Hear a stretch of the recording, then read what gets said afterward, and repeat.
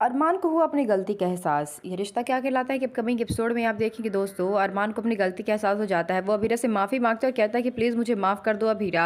मैंने तुम्हें इतना गलत समझा, इतना कुछ होने के बावजूद भी अभी तुम हम लोग के बारे में सोच रही हो। तुम चारों से क्या कह रही थी कि तुम ये बात किसी को नहीं बताओगी।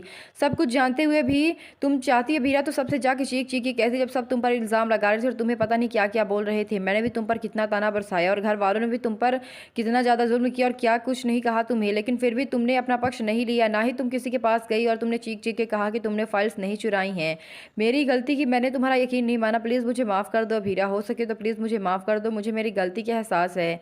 अरमान काफ़ी रो भी रहा होता है ये सब कुछ बोलते हुए। अभीरा कहती है कि देखो अरमान, मुझे पता है कि तुम बहुत ज़्यादा गिल्ट फील कर रहे हो, लेकिन अभीरा चुप हो जाती है। इतना कहे कि अरमान कहता है कि हो सके तो प्लीज़ अभीरा मुझे माफ़ कर दो। अभीरा कहती है कि ठीक है खडूसमान, तुम भी क्या याद रखोगे कि मैंने तुम्हें माफ़ किया था और मैंने भी तुम पे एहसान किया। वो उसे कहती है कि ठीक है अरमान, मैंने भी तुम्हें माफ़ किया आज। इतना कह के अभीरा जैसे ही अरमान को तेज से गले लगाती है, वो आहने लगता है। सुन के अभीरा कहती है कि क्या हुआ अरमान, तुम इस तरह से चीख क्यों रहे हो। अरमान कहता है कुछ नहीं, बस वो यहाँ पे दर्द हो रहा था। अभीरा वजह पूछती है तो बताता है कि सुबह जब दादिसा को बचा रहा था तो कुछ पत्थर उसे भी लग गए थे। ये बात सुन के अभीरा को काफ़ी तकलीफ होती है कि उसकी वजह से ये सब कुछ हुआ और अरमान को और दादिसा को ये सब कुछ सहना पड़ा।